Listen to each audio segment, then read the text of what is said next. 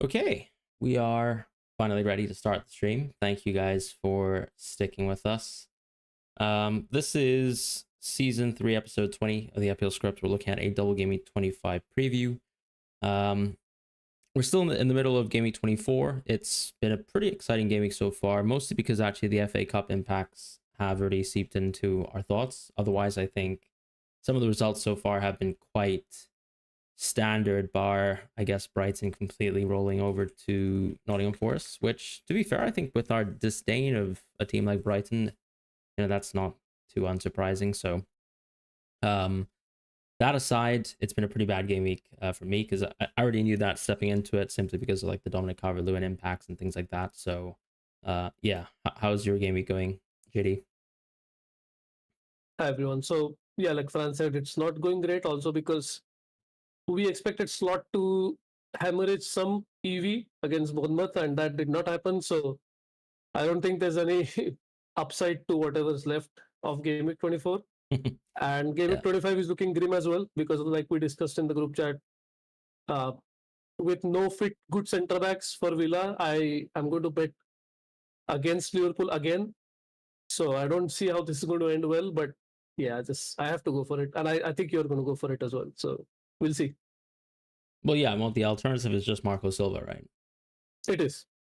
Would you ever go there, or do you think you're hemorrhaging too much EV? Yeah, no, it's not even about that anymore. I think the way my season has been, I cannot just now abandon everything and start looking at EO popular moves anymore. It's not about that. You know what I mean? Like it's not just about making less or the less popular moves. It's also about looking at expected value, and I think Emery's expected value is close enough to Slot to definitely gamble on that. Because if I go Slot, then it's just going to peter out as a season. So it might as well implode spectacularly rather than peter out. So we'll see what happens next week. But is there a world where, I guess you still own Trent, right? Or do you own Trent? Yeah, I do. Yeah.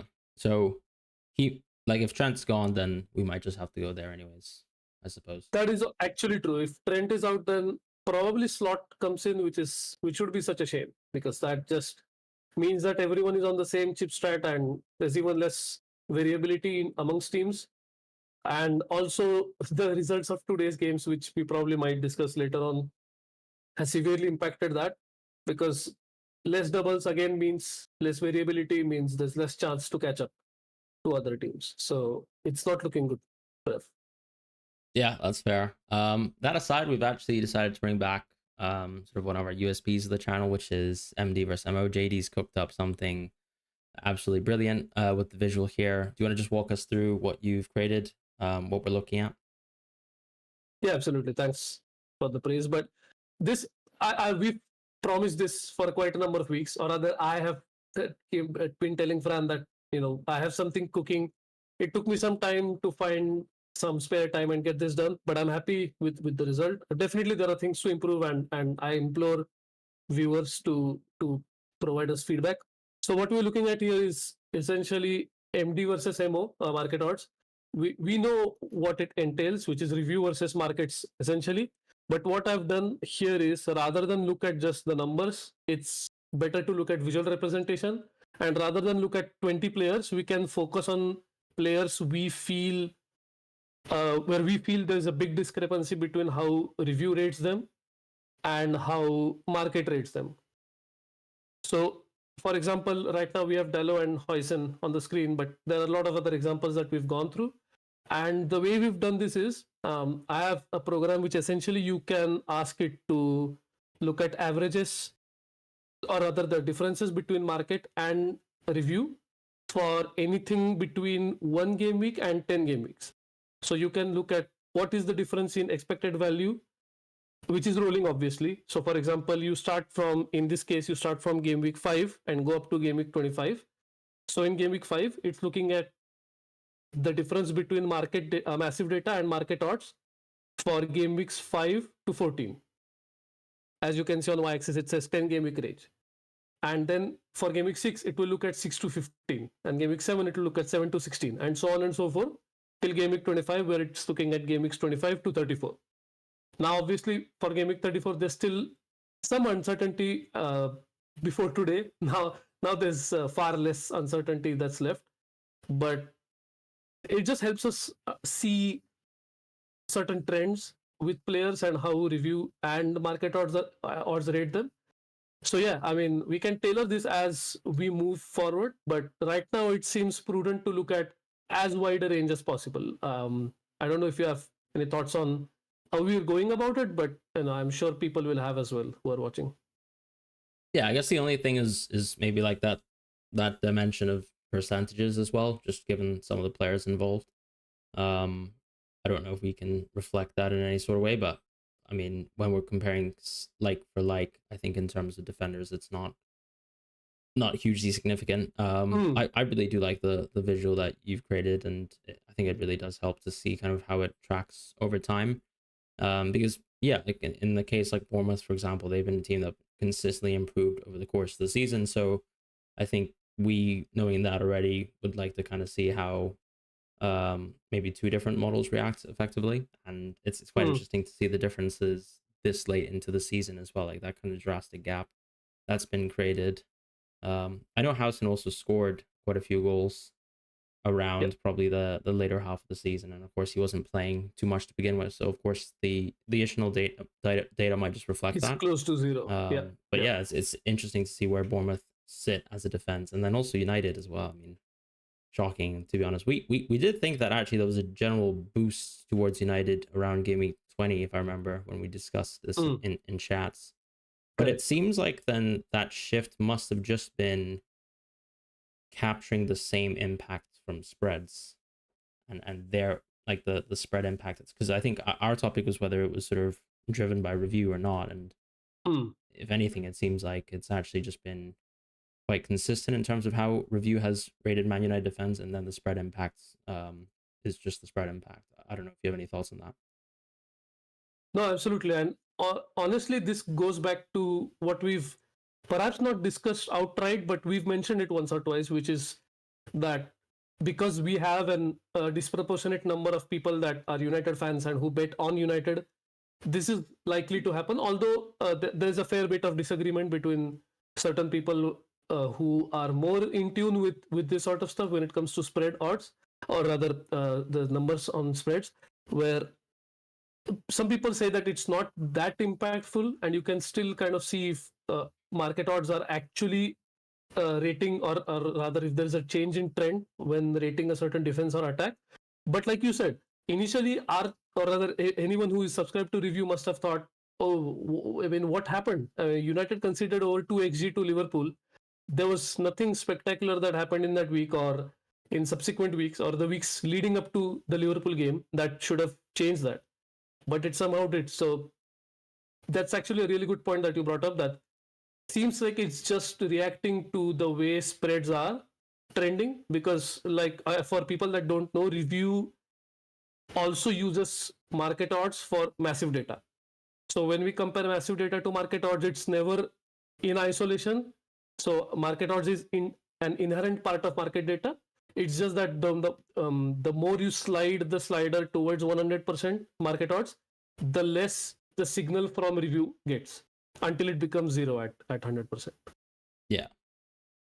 Another thing, Fran. Another thing, obviously, and Fran knows this, but just for anyone who doesn't know, which is that because markets don't predict beyond, let's say, a week and a half, and you might think, how are their 12 game weeks projections worth for market odds? It's just that review uses some heuristic algorithms to sort of predict how markets would rate certain outcomes, which is in itself uncertainty. So it's twice the uncertainty that you would have perhaps otherwise. That's a very fair point to make, to be honest. So it's not exact science, but then we always tend to see, I think, differences that we feel like we can explain in most cases. Any thoughts on Housen though, I guess, and why that's maybe so particularly market driven or led? So it's very interesting. I was thinking about Bournemouth defense in general, and you've been pointing this out regularly to me, that Bournemouth have absolutely cooked on expected value, or expected data rather, sorry. So it's no surprise in a sense, but also this seems more market driven because of recent results, is my thought process.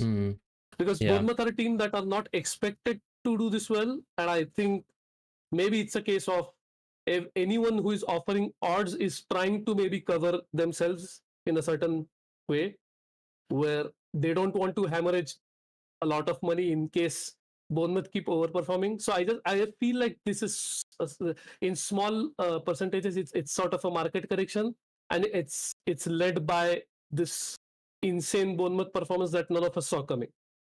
So I assume that it's more that review has kept rating them well, but market is now rating them, or rather, the trend for market odds is much more is much quicker compared to review. Yeah. I mean, I remember Rob T sharing a graphic showing how market odds and Elevenify's model has reacted to most teams, and I believe that Bournemouth, as we know, have been cooking the league extremely hard this season, but both market and Elevenify at that point in time, so another model, reacted, I think, fairly, but then arguably slowly to how good Bournemouth had been, and then I guess them being more than halfway through the season and still performing absolutely disgustingly well probably just means that when they actually got those great results, like versus Nottingham Forest, for example, that we've seen that sort of sharp change for Bournemouth. And yeah, very interesting to see that being actualized. The next visual we have is Eze versus Rodgers. This is an interesting one because I think a lot of the conversation around transfers is always going to be driven by fixtures, and Eze or Rodgers are interesting because Rodgers is the player who now has a double. Eze is a player who probably was actually a key transfer for a lot of managers a few weeks ago, but then now is looking like, once again, a little bit murky because of the expected blank in Gameweek 29, and then also the impact of his recent injuries and doubts. But for the most part, you can see still a pretty gigantic gap on both, in once again different sides of the equation. So as a very, very massive data friendly, and then Rodgers the exact opposite. Any thoughts on that yourself? I believe we had discussed Rodgers towards the beginning of the season, right? I believe we did, were talking about how you would go about modeling a Did player. we say like he was actually at the Rodgers opposite at that point in time when we looked exactly at this? exactly. So you can see that, right? The peak at the very beginning, which shows exactly what I was talking about, that initially review was actually pretty high on him, I would say, compared to odds, again because he was an unknown quantity, so odds weren't that keen on him. But as soon as we started seeing some of those some of the underlying data being realized, it quickly shifted the other way around. And again, I want to bring this up because we discussed this before we started streaming, but I believe this is a very interesting point.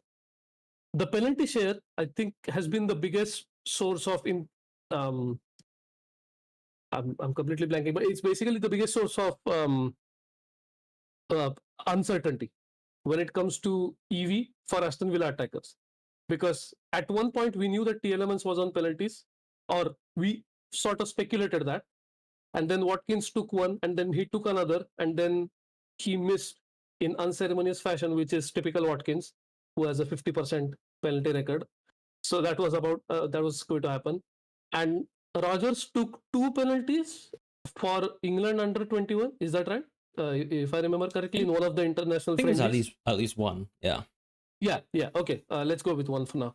So he took a penalty, right? And there was some jokes around how there should be some penalty share assigned to him, which was a joke at the time. But now it could actually be the case that if Watkins is not on the pitch, who takes penalties is a legitimate question. Is it going to be Elements, who himself also might not be on the pitch because he is also subbed or he's not playing? Would Rodgers step up in that case? So I think this sort of uncertainty is probably not reflected well in the review, and I feel like it's more of review again just trying to stay, let's say, at between a certain range, but market odds being more and more certain about how Rodgers is doing well. And again, something like the Champions League hat-trick is definitely going to impact odds, because that's a crazy outcome, right? And I don't think anyone really thought that Rodgers would be capable of those kinds of returns. So it's good to see that, but at the same time, it's also extremely variance ridden. So he's still an outstanding asset, and with the double game week coming up, I don't see why you would not own him. It's just those random substitutions around 60 to 70 minutes that maybe would throw some people off. I probably am not one of those. And you've owned Rodgers for almost the entire duration, so maybe you have more insights into this because you've looked at EV not just for your own players but also for other players. So given that he's been in your team, I'm assuming that you have a fair idea of what's happening there. Yeah, I think to be honest, probably what's happened is that I think his underlying data has generally been quite poor this season. I think now that we're like at a game like 24, we can probably say that.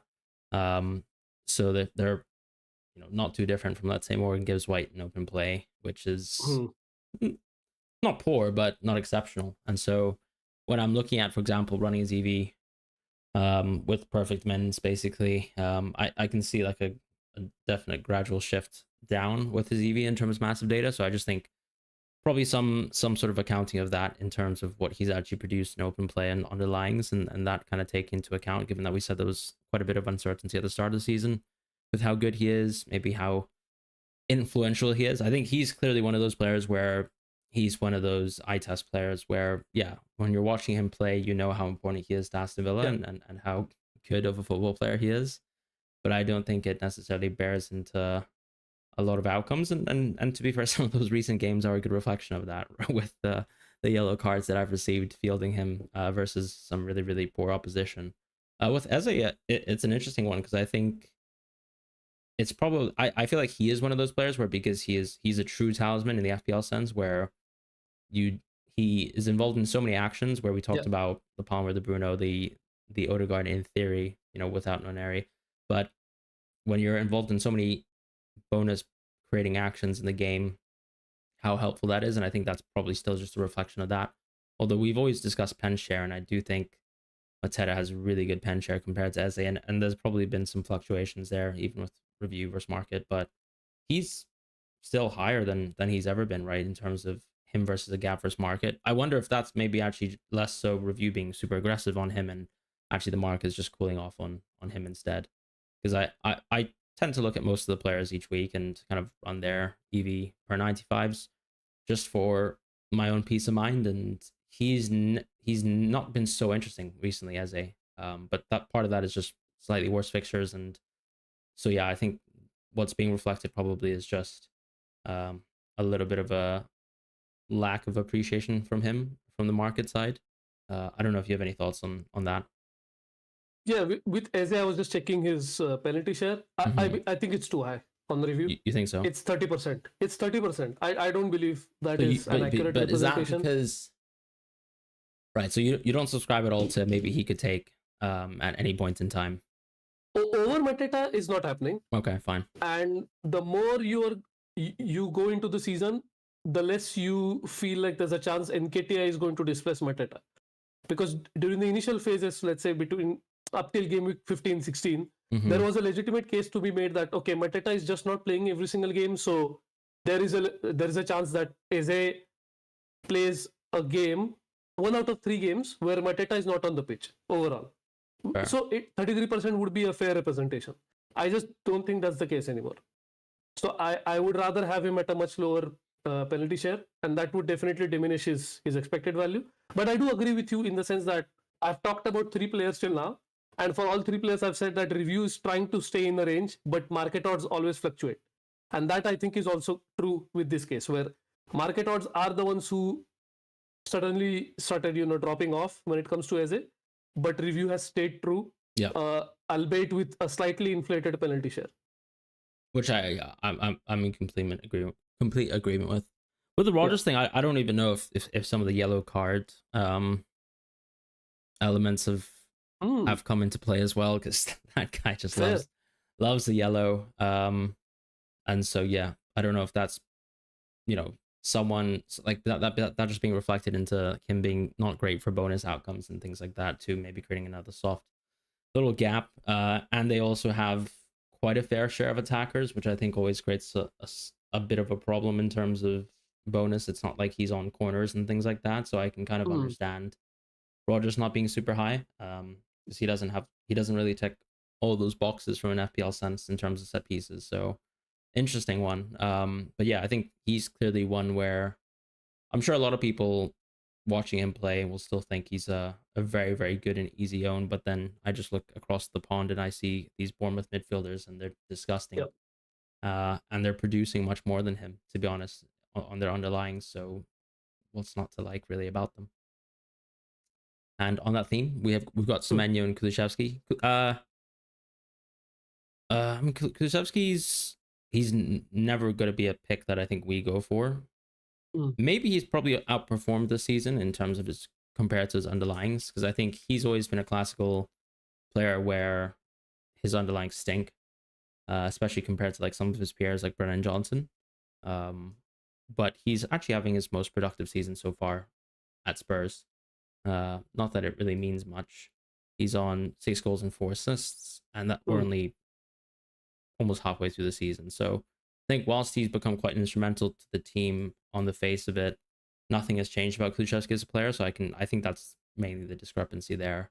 And then Semenyo, that huge gap versus market, I'm sure, is just because Bournemouth. I don't know actually. I mean, we said what market's very high on Bournemouth defense. It seems like, or maybe Housen at least, who has like, Yeah. insane underlying stats. Semenyo Yeah. has insane underlying stats. Started the season hot, then went super cold for a long time, and then has scored 2 goals recently. But you can still see a huge gap on Semenyo. I think what's interesting about Semenyo that we probably haven't reflected is that Dango and Kluivert are on different streams, right? I think Dango's once again a little bit MD favored, market favors Kluivert Yeah. generally as the best Bournemouth mid. I don't know if you can incorporate Dango if you want to overlay that instead of Kulusevski. Maybe we can. I just sent you I the definitely could do that, yeah. the Dango graphic. Dango's also Yeah, extremely you are right. Yeah, your intuition. Like I said, you definitely are in tune with reviews projections. So I would trust your yeah. intuition. So we got Big Dango here. Yeah. But yeah, Kluivert's the one I'm sure because obviously he's actually gone absolutely insane in terms of goal scoring and production, right? Our player of the month in the Premier League, so no Mm. surprise that he's pretty well rated by market. But I guess there's a general difference or disparity between Bournemouth mids and how they're rated. Any thoughts on that? I wonder if are we still saying here maybe Semenyo has center forward share, or is it really just a case of once again Bournemouth really really good, 2 different models reacting to how good they are? So again, you're right. So I believe it's about goal share, Mm-hmm. and that's where Yeah, perhaps these models are differing. And like you exactly. said, because Kluivert has been running so hot in terms of finishing, and again, I can look that up very quickly, but I just wanted to look at Semenyo's pen share. Look, it's 16-19%. Come on, man. I mean, when is this going to happen? But This that's this going to is happen if Kluivert gets subbed, right? Who's taking penalties? that's fair. I mean, it's better than it's much better case than Eze for sure, where there is a case to be made that Kluivert could perhaps be subbed out. Mm-hmm. So But basically saying what like around 20%. if you're thinking Kluivert, I think that's but that comes down to the defaults in Kluivert being quite low on review. Whereas recently, of That's course, also fair. he's been playing a lot of minutes. So if Yeah, you yeah, actually take his defaults to be as they are in review, I think the penalty share for Semenyo looks really fine. yeah.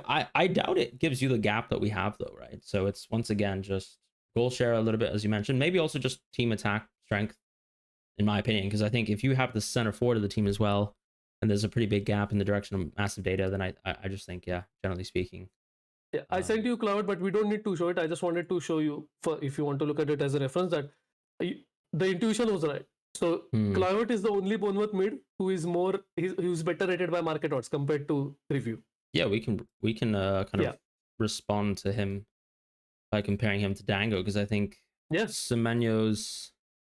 Because I mean, to be honest, right now, if you could tell me that the minutes going to stay No, as they are, oh, sorry about that. You're no now problem. Kluivert as well. But yeah, I mean, like pretty substantial. And to be fair, that doesn't cover the gap, right? That we explained with No, it Dango doesn't. and Yeah, Semenyo. So that's yeah, fair. just seems Yeah, like Bournemouth attack's really good, and yeah. review likes Bournemouth attack.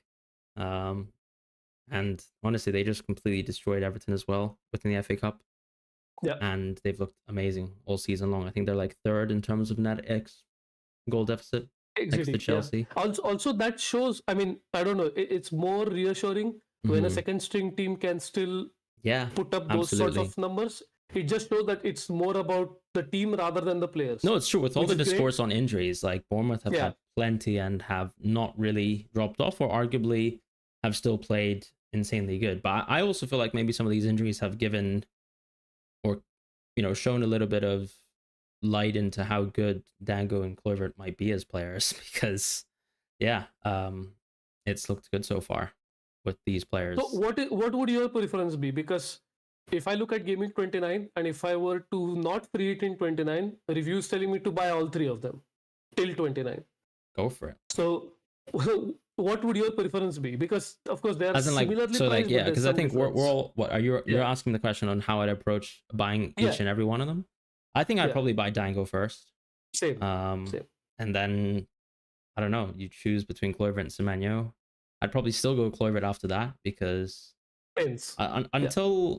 until you have another player, because Tavernier is coming in and he's really substituting Brooks. Jefferson plays, let's be honest, 5 minutes a game. He's not good enough to take minutes away from Dango. So at that point, not many minutes will be taken away from Kluivert other than his child taking minutes away from him. So I don't know. I think it actually looks really good to go Dango, Kluivert, and maybe ignore Semenyo still. Yes, of course, there's going to be a timeline around when Evan Nilsson comes back, but I've not heard any news of that recently. I'd definitely go Dango first, and I'd go Kluivert, and then I'd make decisions after, because there's just so much EV to be grabbed. Maybe Semenyo and Kluivert is close though, because Kluivert has gotten absurdly expensive. So, but I think if you told me Kluivert's going to continue playing 85, 88 minutes a game, then it's not particularly close to Semenyo, is it? Even though he's clocking 95s. So I don't know. Maybe Semenyo and Kluivert are close. Where would you go between those two then? If we take Dango's for sure, I would go Kluivert. Like you said, the condition is that he needs to be playing a similar amount of minutes, like 80 plus at least. Right. Because if he's getting subbed regularly pre-80, then I would just go with Semenyo because of the underlines. And also, I don't know, there's a case to be made, right? Looking at the volatility of price changes this season, if you jump on a player late who has already risen 5-6 times, and then they sort of correct or stop overperforming, there's a case to be made that they would then start dropping in price rapidly as well. So if you want to look at it like that, and if it's a close enough EV decision, then I would say Semenyo for sure, just because his ownership is low as well. I mean, I think that's totally fair, actually. I'm probably going to go for only two. And right now, I've only really been thinking about Dango plus Kluivert. But I'm sure there's going to be a point where I'm pinched on prices because I'm going to be late on these transfers as I don't have many. So I don't mind at that point picking Semenyo over Kluivert, I think. And I'll probably just have to...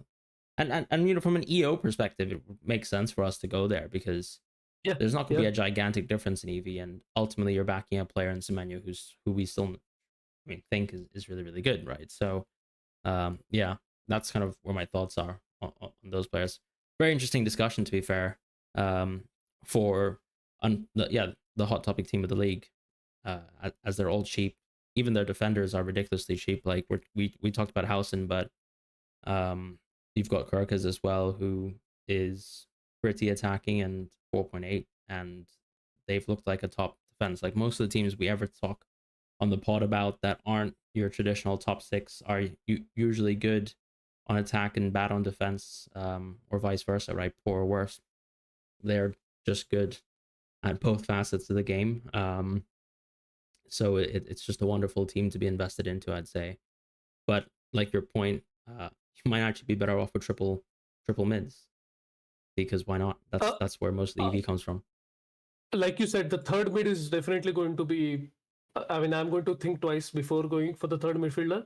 It's just that because I've been running wildcard 30, I think review is asking me to get 3 because I can then move them on. But we have to also consider that we can roll transfers through a wildcard now, so it's not necessarily a case that I have to or I need to spend all 3 free transfers. It's about, I don't know, the game against Brentford seems to be good enough. But again, the case for free 29 is now much stronger after today's results, and we'll probably get to that in a bit. Yeah, fair.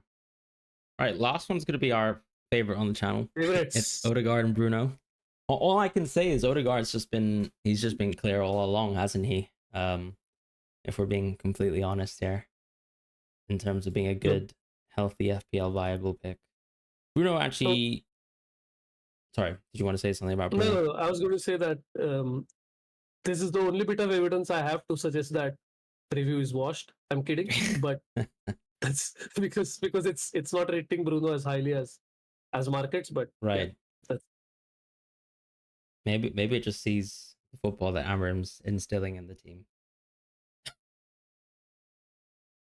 Oh God. the less the said. We'll save that actually we'll save that in a bit. But I think Odegaard first. It's a weird one, right? Because it's like I feel like part of the yo-yoing is just every week how we're reacting to small little impacts, like whether Nwaneri plays, takes set pieces off of him. Yeah. Pen share, yeah, with some impacts, like maybe like giving penalties away within the Champions League, that sort of thing. Because it's not like until he scored that goal versus City, anything's really happened, right? There's been no outcome, so it would make sense that he's still quite massive data favored.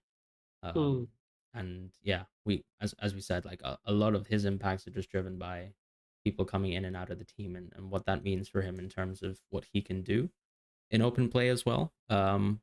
As far as Bruno though, I mean, I feel like there's pretty large inflection points. Like you've got game week 9 to 12, which is when around the time we got Ten Hag leaving the club, and then Van Nistelrooy as an interim, and then I think Ten Hag officially took over. Amram took over his first game on game week 12, and then that game week where we talked about Liverpool versus Man United and the crazy EV shifts there. That actually is on game week 20, right? And yep. You can see a gigantic drop off since then, from the massive data point of view. So I wonder if this is actually just review basically disagreeing with the spread impacts and then acting quite reactively to the performances after that game, because let's be honest, they've been absolutely awful. Some good Europa also League. I think position, right? I think the positioning huge. of yeah, and it's probably around that. So if I look at the biggest drop off that you can see post game week 21 is around that time where Bruno actually started playing in one of the two CM slots. Oh, I see. Yeah. And that is clearly reflective. So I'm happy in a sense that review is definitely, and we've known that for a long time, that review definitely takes care of these things, but it's more about markets, the failure of markets to react to a situation like this. Because anecdotally, I tried, I was looking, again, I'm not advocating for this, but I was looking at placing some small bets on Bruno scoring or assisting, because you sometimes get a lot of value from them. And honestly, I could not find one decent bet, which I was not understanding. He's playing in such a bad position for any sort of returns, and yet you're not able to get any value out of any of these bets. So it just makes me feel like market is just very stubborn when it comes to Bruno. Yeah, I mean, hard to say. Like, I mean, I can't stand watching the team, and I've watched a lot of the Europa League games as well. Yeah. So I don't really know what to say at this point, but it's a sad sight, I think, to see Bruno being utilized the way that he is in football. Given that I think we're both very pro Bruno. My sort of introduction to this game was blindly captaining Bruno all the time a couple seasons ago when he joined under Ole Gunnar Solskjaer, when I was a bit grassy. And yeah, I mean, this isn't quite the same utilization of the player, so it is what it is. That's where we're at with some of our major players in the game. And I think the saddest thing to mention is, you've got these Bournemouth midfielders right now. They kind of tell you that you don't need to spend much money to get like EV within the midfield.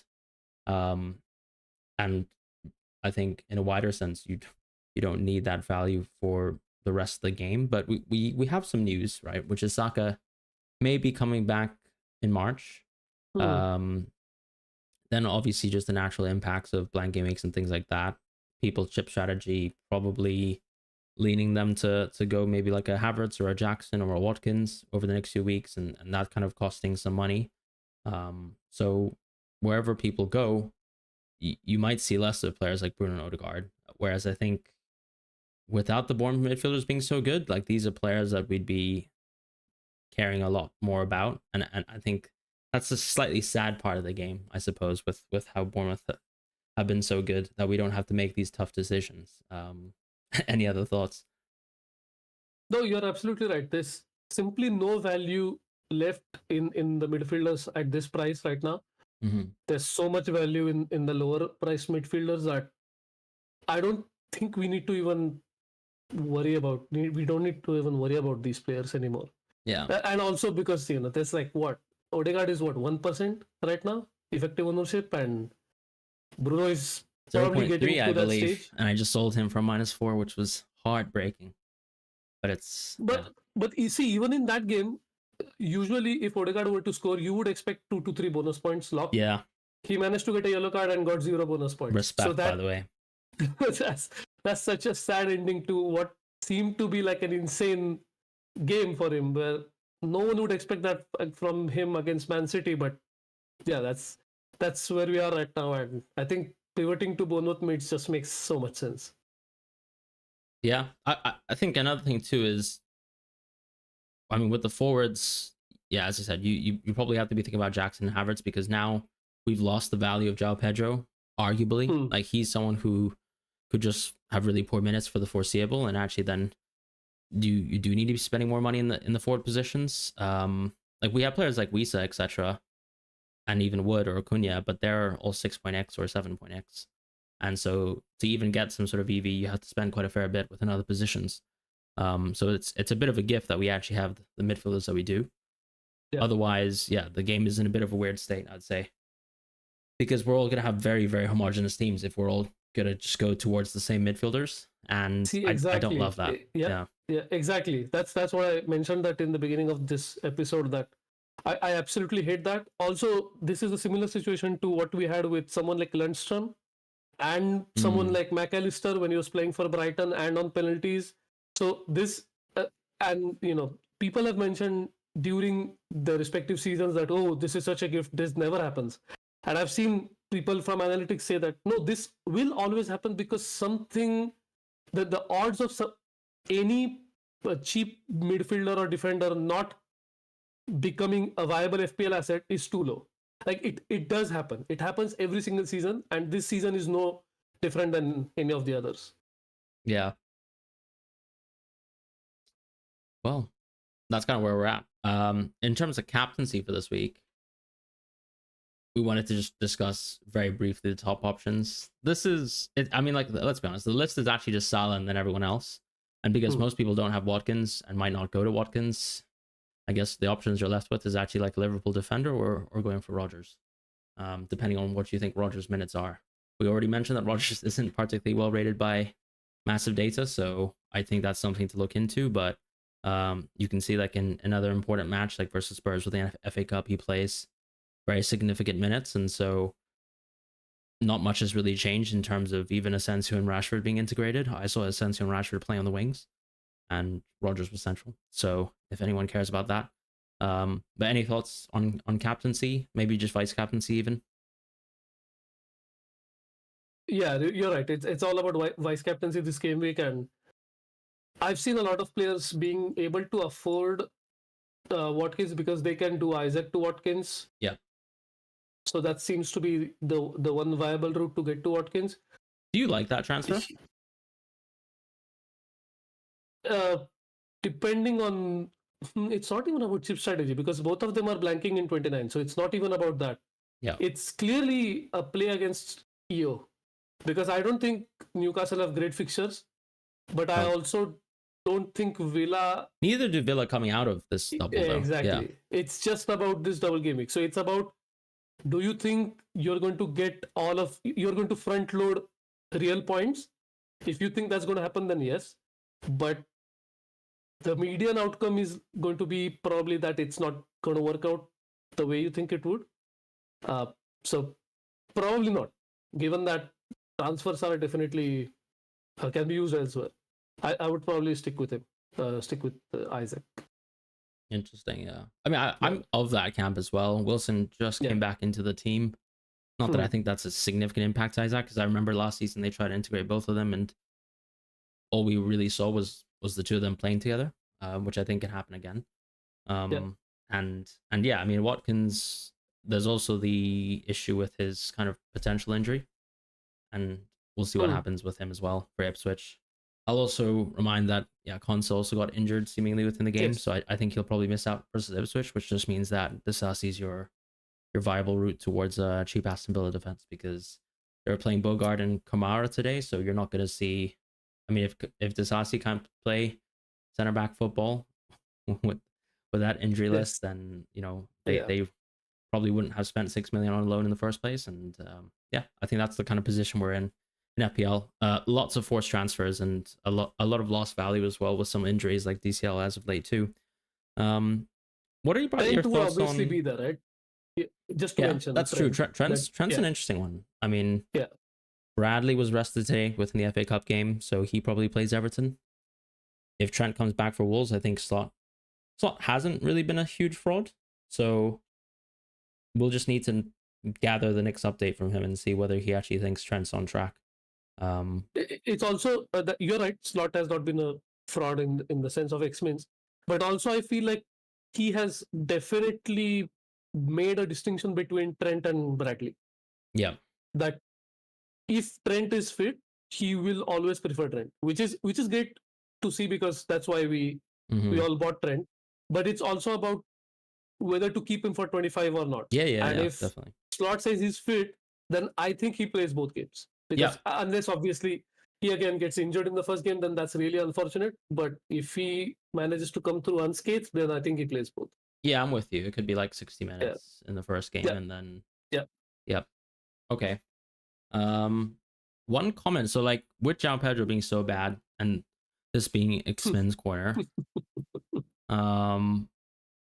if you owned NDI and João Pedro, would you be looking to actively shop one of the two? And how would you sort of go about that going forwards? So we both own João Pedro, right? I'm assuming neither of us have the luxury to transfer him out this week because we don't have enough free transfers. But I'm assuming that he's going to be benched again. So if that happens, my biggest concern is hemorrhaging team value. And I've already seen that with Kelleher. Fair.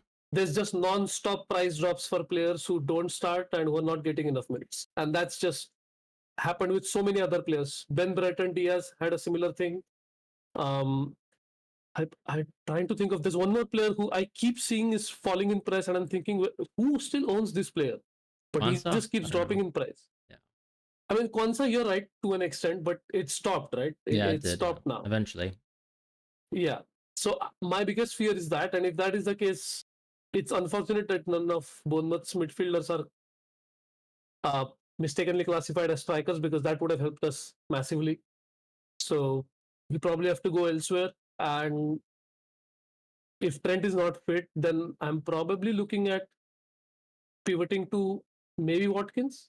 Yeah. Because that could potentially be a solution out of this. Interesting. But again, I already owned Watkins this season. His price is so it's in between, right? It's not a Holland, but it's not the cheaper variety like Puna. So you get stuck in a place where you have to make too many compromises, I feel like, in midfield. So I don't know. I'm hesitating to go there, but again, if I run solves and he appears, then I'm definitely going to consider that. Fair. I was actually thinking about just taking some big hits and actually just going Havertz potentially. He has appeared in a lot of my solves as well, to be fair. Yes. Yeah. Yeah. I mean, it helps that Arsenal just didn't sign anyone, right? So his minutes look really safe. So with the Martinelli injury as well, I mean, I mean, even Nuneri has value too. But yeah, I'm looking at going for Havertz, and taking a big fat hit potentially. Like if I generally think João Pedro's out of the team for a bit, the issue is how long is that going to last? Because we've seen people rotated within that team. Like Matoma is the only one who I'd say has pretty much kept his starting spot for the whole season, and I thought I would say the same for João Pedro, but that's maybe no longer the case. I haven't seen Herzler talk about it, but the only issue is like if I'm too proactive with this move and I sell João Pedro over NDIA, I might regret it because it's not like if we're being honest, NDIA playing football after this game week, like 24 is completely irrelevant to my team. Yeah. So Yeah. he's like, I don't know, a cheerleader at that point. So it's not like João Pedro coming off the bench is any different. So yeah, I'm kind of leaning towards probably keeping NDIA anyways though, and then seeing what's up with João Pedro because you can always go down to João Pedro, which is nice. You mentioned price impacts. I think he's dropped so much. His ownership's actually quite low. But Havertz is quite intriguing for me. What I'll probably need to look at is that sort of consideration of if I wildcard late and then free at 29 versus nothing at all, how different my moves are, and then I'll probably just lock into a move because we already kind of know those FA Cup impacts, and I don't know. I think I'll probably need to think about how I get Jackson into my team as well. That's one thing I was sort of loosely planning to just go double Bournemouth mid, have João Pedro play for some of these kind of big fixtures, and then get Jackson in later. But then if I can't get the value from João Pedro for the foreseeable, then yeah, it probably makes sense for me to kind of just go Havertz early. I would like to keep Isak in my own team because I have so much value tied up in him, and I'm sure I'm gonna need value later. With like if Saka's coming back into the game and a couple other key players are, even though we have the Bournemouth mids, I still think the team value that I have over the field is probably still going to be quite important in that point, and that's why I really want to keep players like Isak. Okay to sell Hull in my case. Less keen on selling like everyone between Salah and Isak, so that kind of hurts. And I definitely want to sell Rogers too, so that value is just that value is just that value. But I don't know. Have you thought about what your team would look like later down the line in the season and whether team value matters to you? Oh, it definitely does. And I was looking at. So one thing is obviously because we've gotten rid of the AM chip. I mean, probably a bad way of putting it, but it is gotten rid of it. I have to take a hit this week just to use it again. So yeah. No, so maybe that's the connotation is not that far off. So if we look at it that way, that's one part of why we need more team value is now gone. But the other part is obviously bench boost. And my team, I was looking at, because I was already solving with bench boost 36, and I was looking at players like Evan Nilsson. Really? Bench boost 36? Okay, in the team. Fair. Yeah. Why is that though? I'm assuming this has to do with my I mean, compared to yours, I have definitely have poor team value. What are you planning to do on 33? It's about that. 33 triple captain. Okay, that makes sense. Yeah. I might switch it around depending on how many fixtures go into each of those double game weeks. And to be honest, at this rate, I'm afraid that there might not even be enough fixtures to go into two different slots.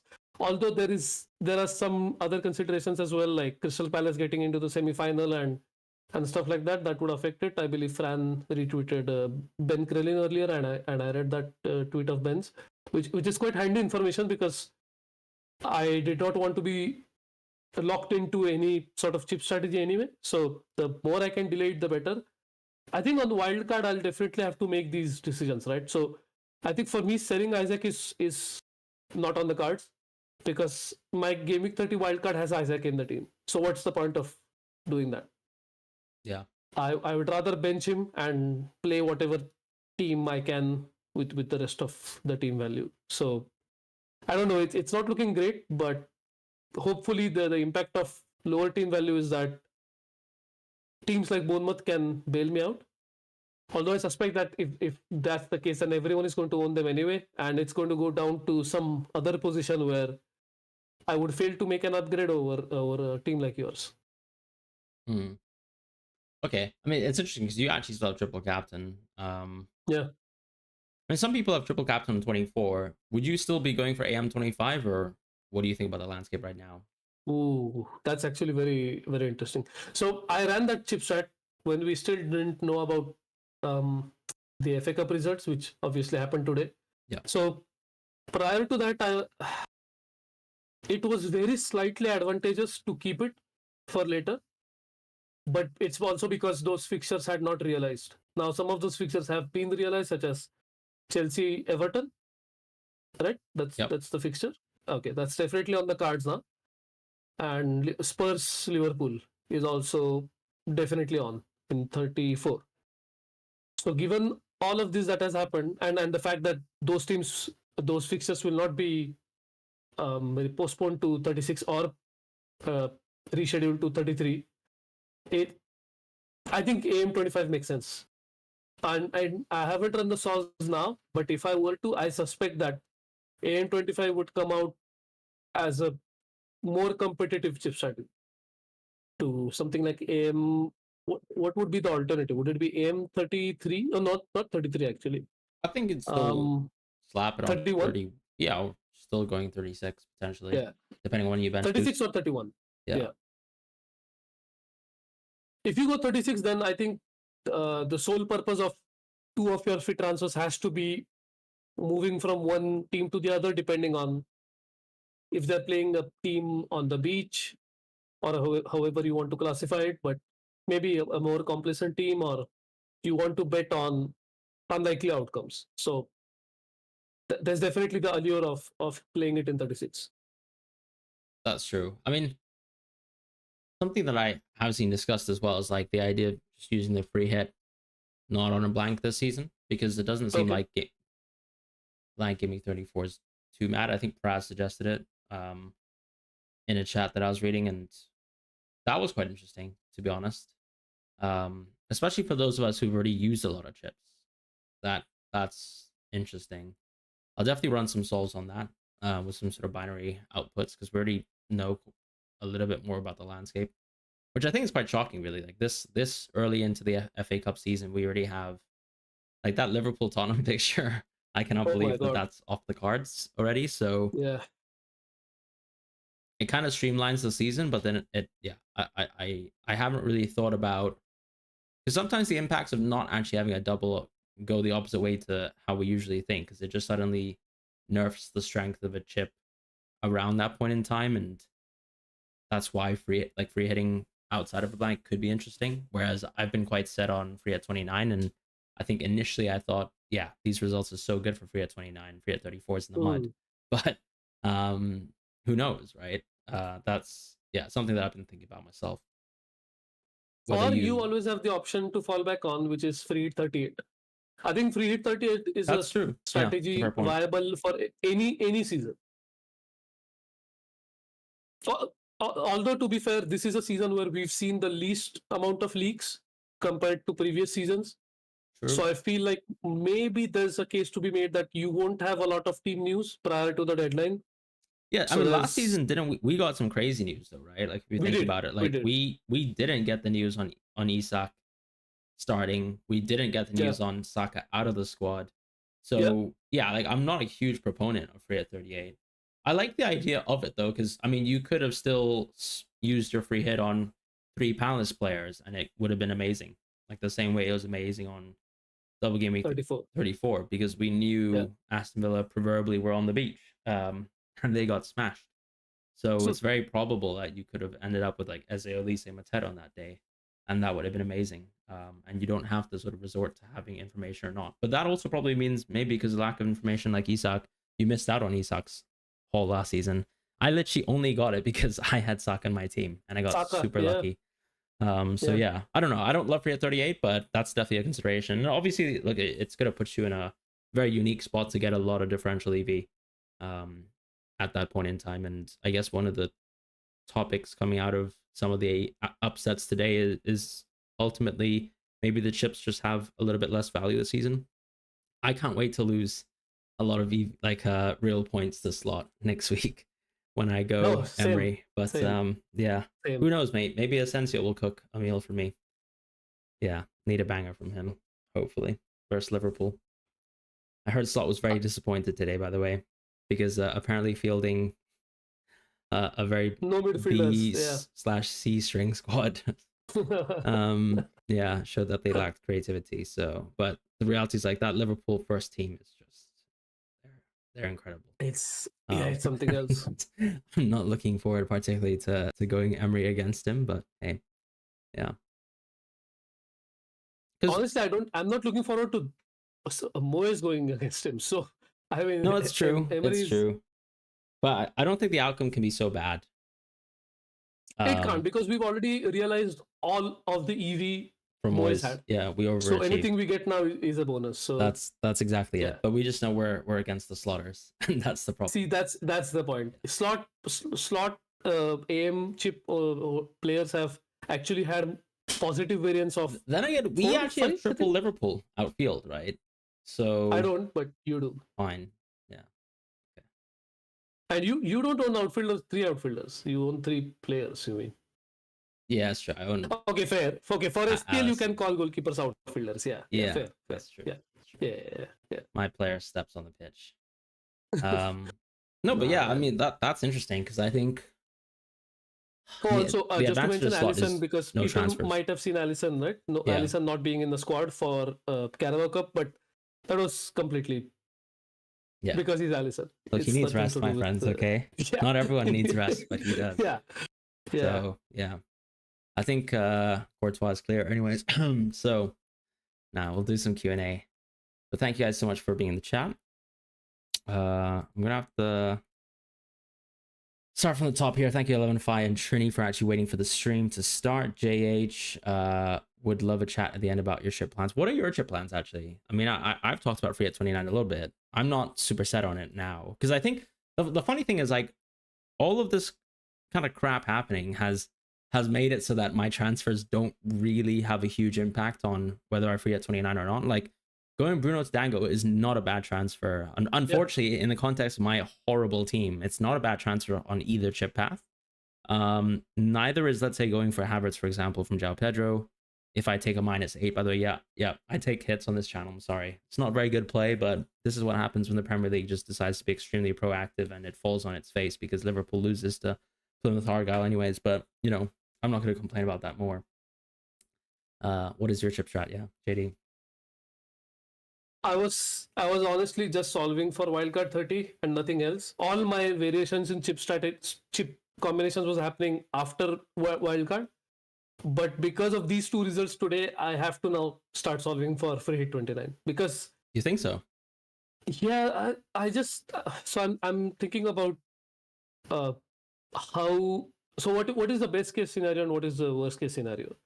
And I'm thinking previously, because there's only one primary reason for me to not free it, which is I don't have any value in Salah, so I can just sell him. That's a good point. Yeah, and that's a huge sort of factor, right? Because for you it's like losing what, 0.6, 0.7, I'm assuming at this point. 0.5, I think. How much has he risen? 0.5. Okay, sorry, 0.5. So that's still huge, and then you'll obviously have to buy him back. So as is the case with me, because he is obviously on wildcard 30. So if that's the case, then I'm still leaning towards wildcard 30, and then triple captain 33, bench boost 34. Free hit 34, bench boost 36. So that's what I was thinking. But the fact that we've had 2 fixtures locked in for 34 now, I don't know. I'm probably waiting till game week 30, because I think it's the week between game week 30 and 31 where we'll find out the semi-finalists, right, for FA Cup. 28, and so yeah. So sorry, yeah. So that's probably seems to be the ideal time for to finalize the remaining chips. But for now, like you said, most of my players or transfers in are pretty chip are irrelevant. I mean, the chips are irrelevant to the players that I'm bringing in.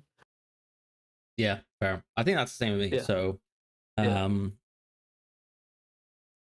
think what I'll need to pay attention to a bit more is some trip shot solves now, and what that kind of looks like for me in terms of my future wildcards. Once again, an annoying topic because it's also just dependent on teams like Man City as well. Like, that's a team that we have not stepped into for a long time. That is hopefully going to be quite illustrative for how we play the rest of the season out. If not Man City, just Phil Foden. But yeah, we can discuss that in a bit. Otherwise, I don't know. It's a tricky one because I think sometimes a point that Elevenify made that was really good in terms of the season is just locking in a chip strategy sometimes can just help with like consolidating decisions, consolidating EV, and just kind of bagging that, right? And that's quite helpful. Marku says, Shad and the Goat on another green arrow. Yep, lovely. Watch and learn. I believe Mark is on a green, which he's mentioned as well, which is amazing. Dream Brother. Let's see. Some discussions around Marcus do some catwalks. Yeah. Well, we can't discuss what Marco was discussing, but Sun. I think Sun is like such an easy sell, honestly, at any point in time. He will have minutes though, which is the problem. Like he is basically against his own will playing too much football for his own good. Yeah, they can't really play a cohesive team without Sun because they have so many injuries. Even to like, let's say the likes of Madison, which sort of forces Kulu out wide, like all of this kind of stuff. I don't know. I mean, I would sell him quite easily for a Bournemouth mid because I still think that the Bournemouth midfielders have understated minutes. But if you're selling Son for Rodgers, then I don't really love that. Actually, I'd just go for, I would actually just wait and go for a Bournemouth mid if that's kind of the play, and then just ignore Rodgers to be quite honest. Because Son at least is someone who doesn't blank Gameweek in 29, so buying into a blanker doesn't feel amazing. So I wouldn't love Son to Rodgers if I had to respond to that. Hall to Timber or to go a Bournemouth midfielder, I think makes a lot, or defender makes a lot of sense. It's interesting that I've not gotten solves with Bournemouth defenders, but I think part of that is because, I don't know actually.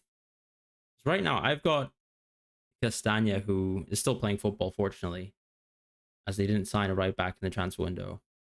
Oh yeah, but I still have Munoz and Hall, so not a great team for Game 29. Tete, so there was a delay actually with when he was prospectively going to come back, and I think it's just, yeah, we don't know exactly when he's coming back, so positive for me at least. Other news, hello Yellow Army. He's probably going to swerve Moyes to Emery and now do Moyes to slot and sell Trent. Yeah, I mean, once again, I think that move is predicated on information, and I don't think we have that information yet. Someone's sticking on Moyes as they don't see the benefit of Emery. What actually is Moyes' game next? Is it Bright? No, it's not Brighton. Crystal Palace away. Yeah, it's bad just because of simply no table bonus, right? Yeah, the EV is just horrendous. It's a tricky one. Like I would definitely jump onto the Silva. Like if I really believed in the table bonus, I actually think Silva's the one. Genuinely.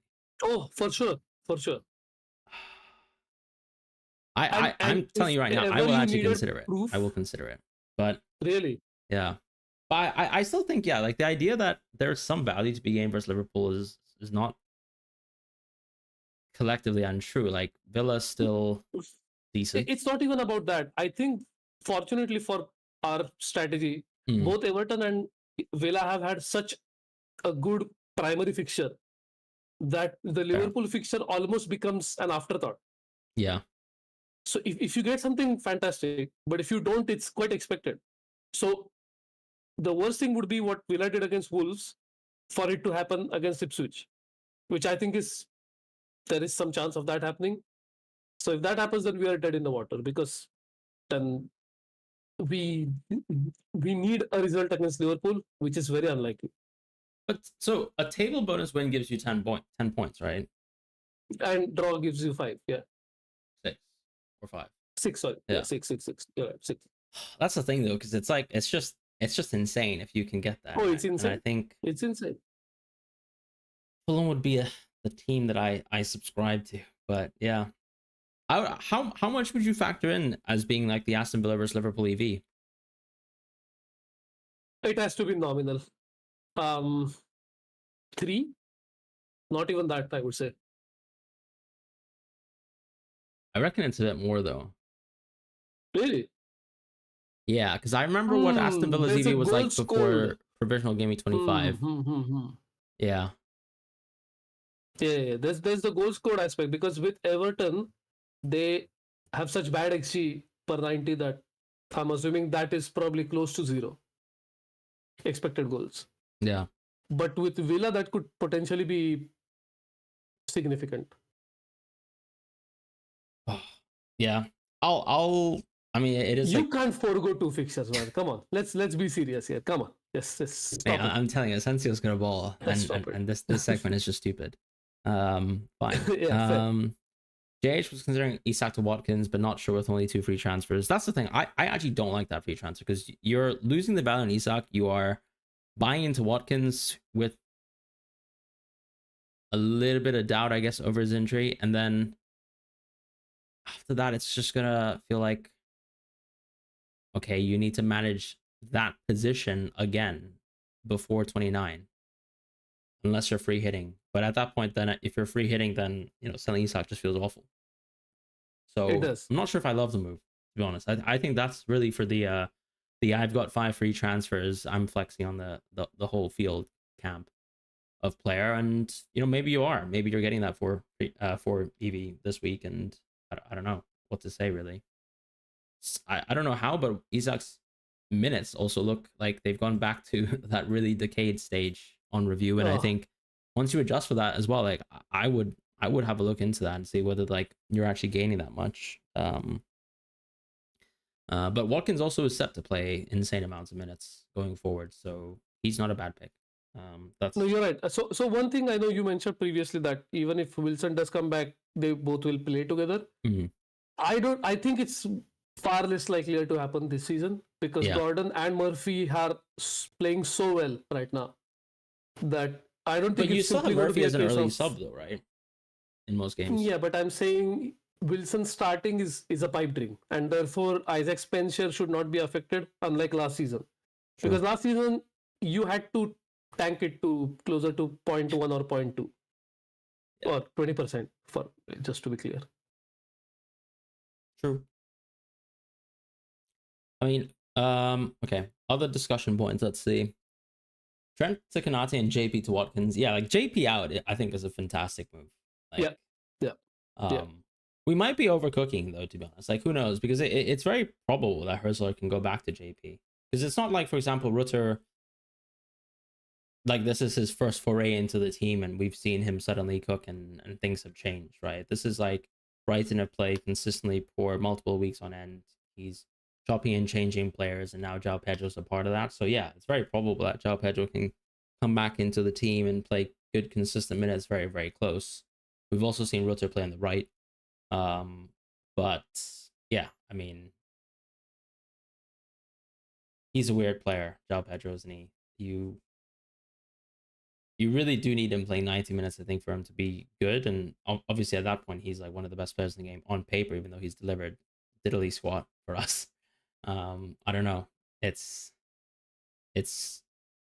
probably still worth a free transfer now, because it's never hard to go back into João Pedro, and I think that's kind of my take on that, even though it might seem like a very aggressive move. No, Mo's, you said this, I think, twice in the stream, but I think I agree with you on a certain level, where this could easily be the case that Hursler's FA Cup policy is to perhaps rotate a little bit. Yeah, that's so true. We could easily see that João Pedro starts the next 10 games. So you're absolutely right, because we don't have enough data points. It's really hard to say conclusively that this is going to be the case. Sure. Like you said, I just need an excuse. So if you do have enough free transfers, yeah, that's the only thing. I think my concern for my camp is really, we don't know how bad JP's minutes are, and I'd rather just see him get benched in a Premier League game for once before I act on it. A 45-minute sub isn't great, but yeah, once again, I say Mitomo got sub there, so we'll see what happens. Yeah.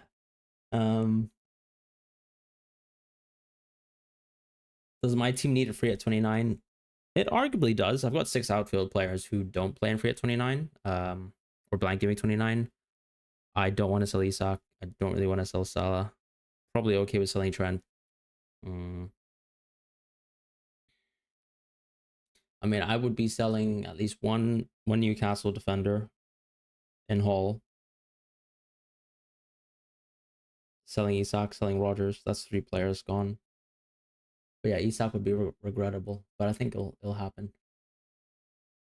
I could just end up playing 10 players, which I don't think it's the craziest thing in the world. No, but you can bench Isaac, right? That's Yeah, I still can. not Yeah, it is of possible. the cards. Like, But it's yeah, also like I know how the do I team spend the would money to be get towards weak. Jackson?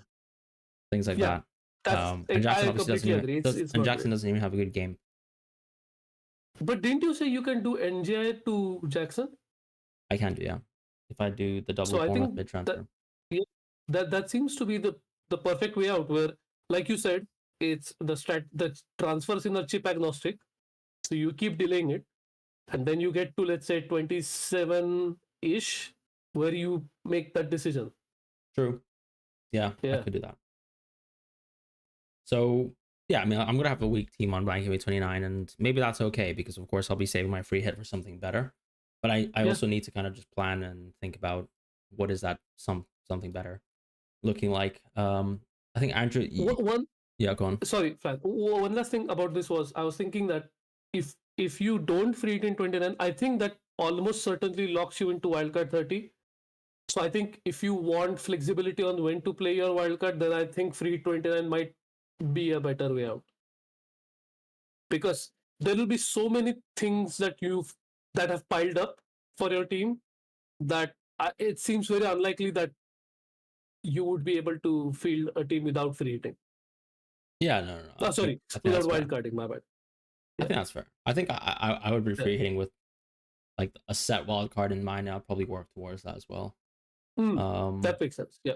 Triple Captain 24 AM25. I think that makes a lot of sense still, that guy, personally. Still a lot of value to it.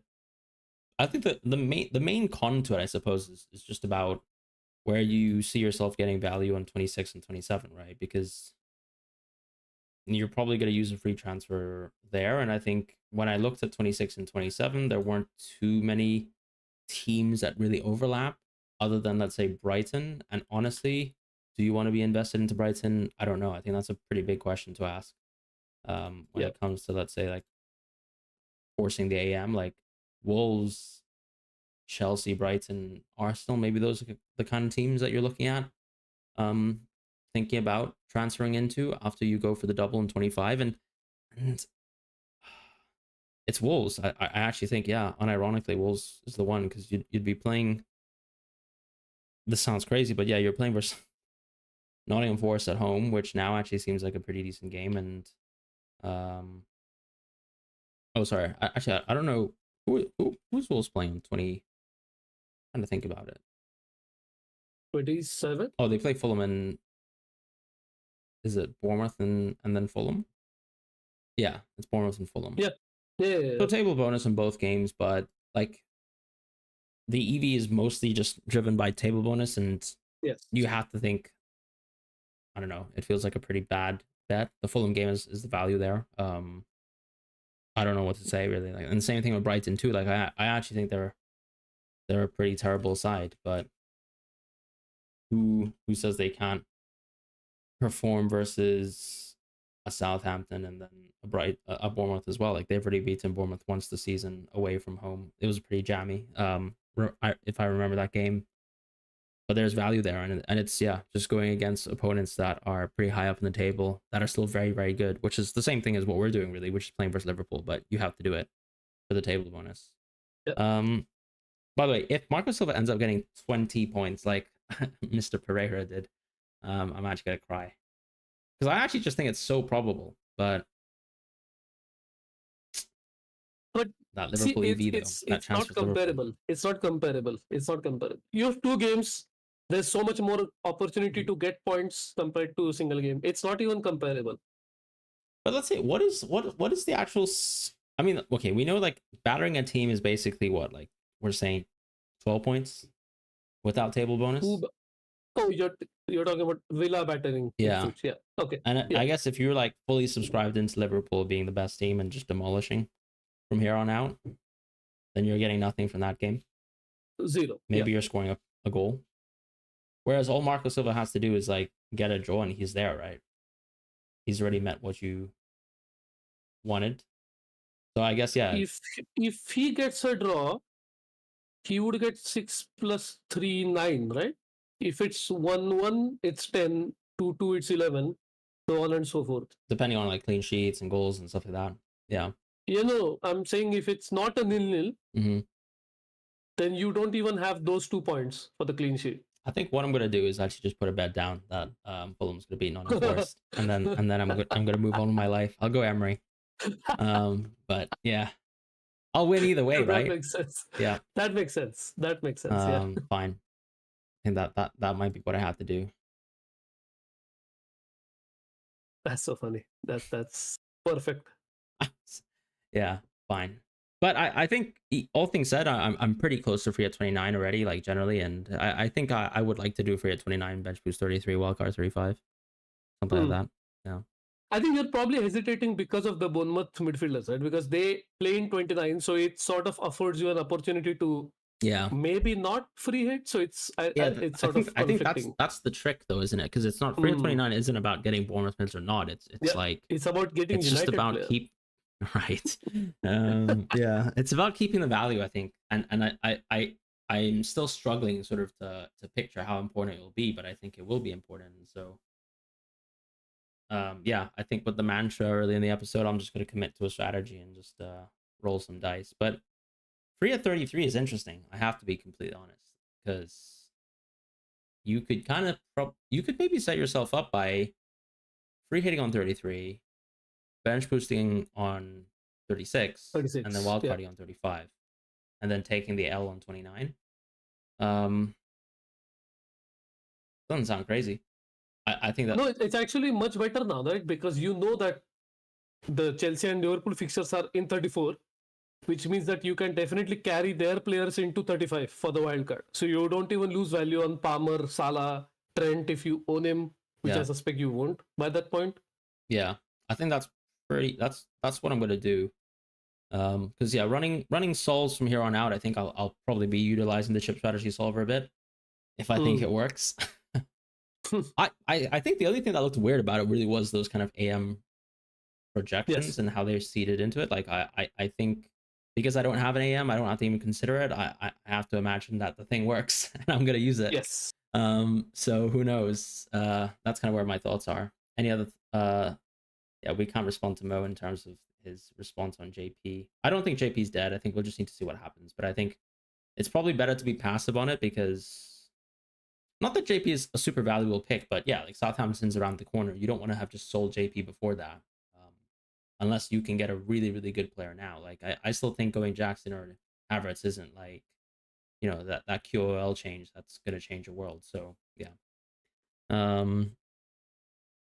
Any other thoughts to close out? No, I think we've covered plenty, and hopefully we'll keep covering MD versus MO every week. But it's also the case that you need interesting cases, right? I think for next week, probably Havertz could be in conversation, just because we'll try to make it more topical. But I think Bournemouth mids are super topical, so I'm glad we did that segment. Yeah. So thank you so much. And it was just good to get kind of like a mid-season update on that as well, with where we've gone. Absolutely. And also, people who watch the show regularly must have noticed that we didn't talk about our teams. It's because this game week has not ended yet, and it didn't really make sense to talk about that. That's true. I'm likely to get a larger red, so why does it even matter? I don't want to share that with the rest of the world. So yeah. Otherwise, we've got 50 of you guys on. Thank you guys so much for listening to the stream and just sort of tuning in. Please do like and subscribe. That really helps support the channel, and leave a comment even if you're watching this on VOD. Otherwise, take care and have a wonderful rest of the week. See you next week, guys. Bye.